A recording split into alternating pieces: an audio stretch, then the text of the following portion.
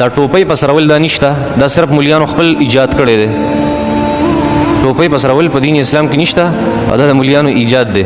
او دا مسروي چې د ټوپۍ هیڅ ضرورت نشته، نه په مانځه کې او نه د مانځه نه بغیر، ځکه چې یو سړی په سر باندې یختی نو سر د پټولو څه ضرورت دی؟ بس یختول کافي دي که نه؟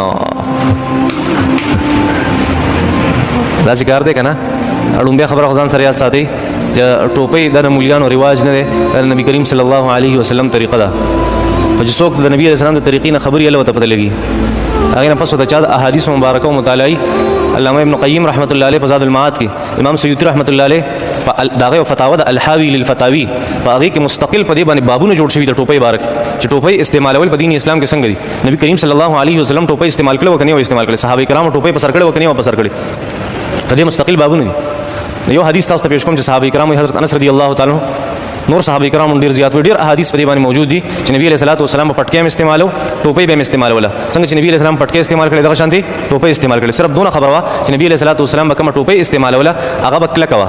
کلکه دا مطلب چې په خپلو پنډو به ودرېدی شوه، په خپلو پنډو به ودرېدی، مطلب چیپړ او دا پسته ټوپۍ نه ده په سر کړې. دا نه چې دغه ناروا دي، ناروا نه دي. په نبی علیہ السلام طریقه دا و چې کلکه ټوپۍ به په سروله کومه چې په خپل پنډو باندې ودرېدی شوه کومه ټوپۍ یوه. حضرت انس رضی الله تعالی عنه فرمایي چې موږ هم داسې ټوپۍ استعمالوله. دا د دوو کتابونو چې کوم روایات کې هغه ته پیش کوم، وایي موږ هم داسې ټوپۍ استعمالوله د نبي کریم صلی الله علیه وسلم په زمانه کې چې هغه به کلکه ټوپۍ وه، په خپلو پنډو باندې به ودرېدی شو. دا د مليانو رواج نه دی، دا د چا رواج دی؟ جناب محمد رسول الله صلی الله علیه وسلم او د صحابه کرامو. که څوک نه مني راشه دنیا احادیث ورته پرې وښیم.